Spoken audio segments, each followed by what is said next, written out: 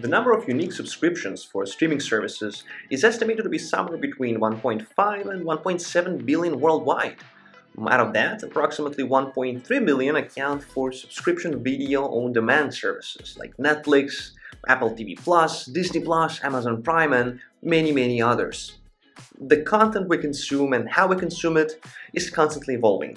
If we focus specifically on small screen media, big screen media, and everything in between, excluding sports, reality TV, and other unscripted formats, we can observe trends that shape the market, and those trends often lead to new ones. Everybody knows the Blockbuster story and how Netflix took over. We're all aware that over the last 10 years, competition for our eyes, time, attention, and wallets has become increasingly intense. Just look at how many subscriptions you need today to match what cable TV offered 30 years ago. And that kind of environment creates a market where getting your attention for any reason often becomes more valuable than telling a good story. That, in turn, increases the presence of so-called safe media, content that executives can reasonably predict will perform well, pushing them towards familiar franchises, characters, and IPs. Across major subscription streaming platforms, about 64% of original scripted movies and TV shows are derived from established IP. This trend reflects a broader industry preference for leveraging known properties to attract and retain viewers. Originality has become a major point of focus, driven by a wave of constant remakes, adaptations, expanded universes, and a mix of creative reinterpretations of well-known characters, alongside formulaic, trend-dependent releases that often feel outdated as soon as they premiere. Now, I do want to make sure that the point I'm trying to make is not misleading as much as possible. Adaptations and different interpretations of previously created characters and stories have delivered some of the most iconic and memorable pieces of media ever. Some of my favorite things to watch over the years and to this day are adaptations of content that I would otherwise have not gotten to know. This is not a conversation about what's better. This is a conversation about differences in creative approaches and what I believe to be one of the best original content merchants in the market today. Now that we got that out of the way, let's talk about what I mean when I say original story. Now, to me, that means a new world or setting not built on existing characters or franchises, does not rely on the audience's familiarity with the backstory or the universe. And if we look at some of the most well-known and watched original series that were released over the last decade or so across major streaming platforms, there is a noticeable trend, at least based on what I managed to find out. Now, while this trend is present all across the board, we are going to be looking primarily at the biggest streaming service providers in the space. And Netflix is a great place to start since they also provide their most viewed content on the website. And just looking at the top 10, most of these, except for Stranger Things, are based on either existing IPs, characters, stories, or just straight up real-life events with some creative differences. Now, as far as Amazon Prime, I do think that they stand out as far as successfully adapting previously established IPs go, with a lot of hits like The Boys, Reacher, Fallout, and as well as some of the most well-known misses like The Rings of Power.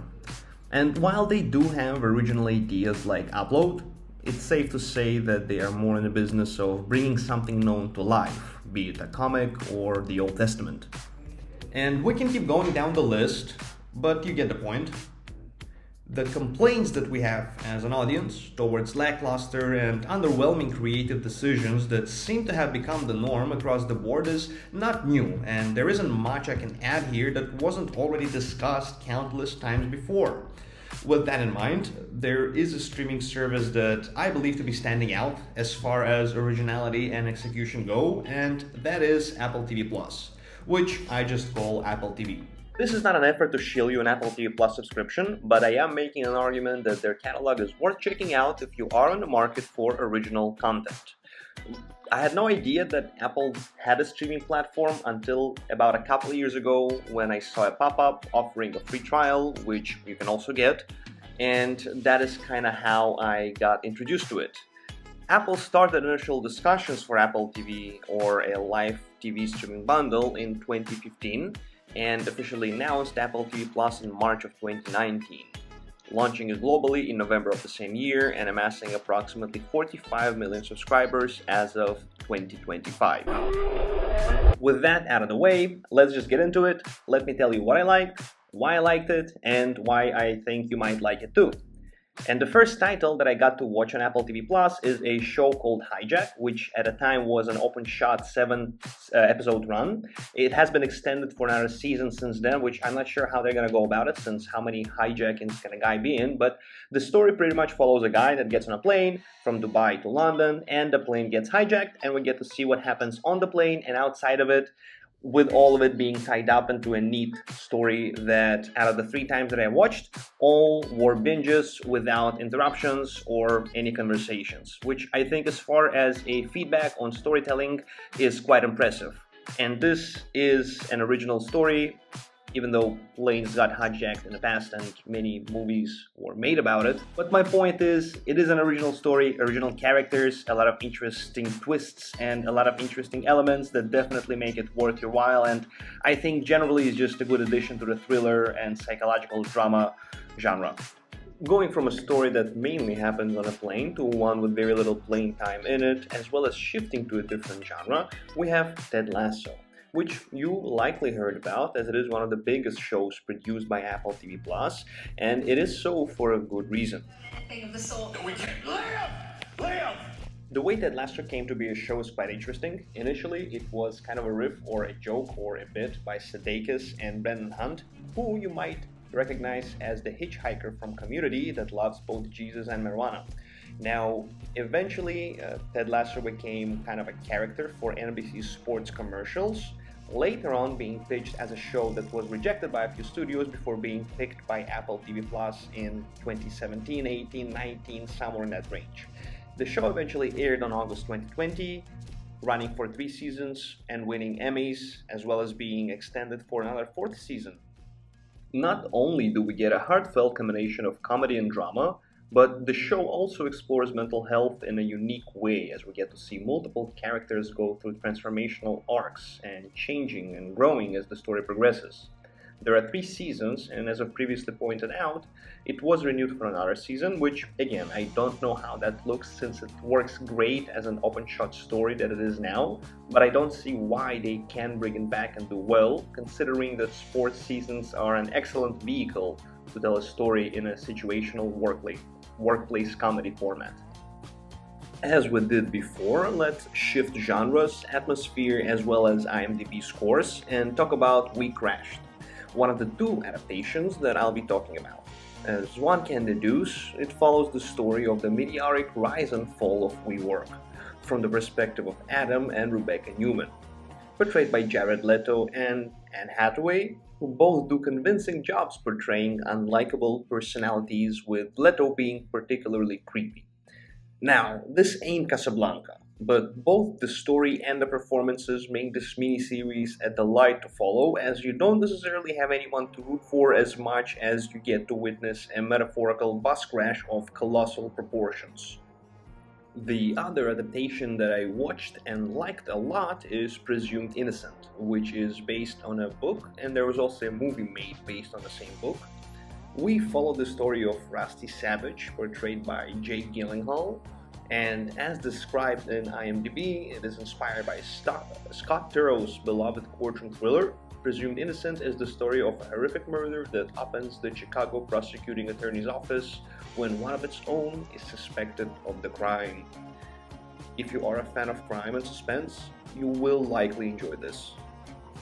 Then there is Mythic Quest, which has now been cancelled after running for 4 seasons, and although it is far from being the best under-the-radar comedy out there, it has a strong cast and good consistency, as we follow the core group at a gaming company where seemingly all of the main characters are terrible people in their own unique ways, and it works quite well. Although, as I mentioned, it has been cancelled after the season 4 finale, we are supposed to get an alternative finale that will wrap the story up for those who are interested. At this point, there are only 2 titles left for me to talk about, and it is impossible to talk about original series without talking about Severance, because Severance is the best thing that Apple TV Plus ever made, and it will be hard to make something better. The work that has been put in by everyone involved in this project is nothing short of spectacular. That might be an exaggeration, but Severance manages to deliver peak cinema when it comes to production, camera work, acting, writing, the music.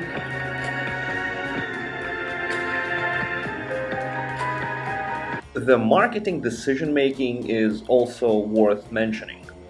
Putting the cast in a glass box on a New York subway station while in character is a brilliant move. With all of that in the mix, Severance manages to create a special vibe. That eerie feeling we had when we watched Lost for the first time and wondered what the hell is happening. And with 2 seasons out and a third one coming sometime in the future, hopefully not too distant, Severance is on its way to become one of the defining series of its time. Last but not the least, at least in my opinion, I want to tell you about Sugar. Since I didn't come up with a better way to say it, here is Wikipedia. Sugar is an American neo-noir mystery drama television series created by Mark Protosevich for Apple TV+. Interestingly enough, Apple actually outbid Netflix for a potential TV series about a private detective in Hollywood, and that detective is likely John Sugar. And here's the thing about Sugar. It's not for everyone. And I came to realize it after watching it and not seeing it blow up into the hit that I believe it can be. This show follows the story of John Sugar, a man from another time. And they really nailed that atmosphere from the start. As an enjoyer of crime, mystery, and noir genres, I found it both aesthetically pleasing as well as captivating to follow.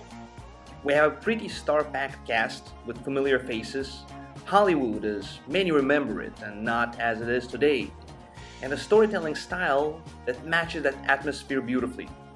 There is also a major twist in the latter part of the first season, and with season 2 being confirmed, I am looking forward to seeing how this story progresses. If you made it this far, thank you for paying attention, and I hope that this was in some way helpful or at least somewhat entertaining. So is Apple TV Plus worth it? That depends. I'm not telling you how to spend your money, but if you are in the market for entertainment and you want that entertainment to be both original as well as produced and shot like top-tier cinema, I think you should give it a try.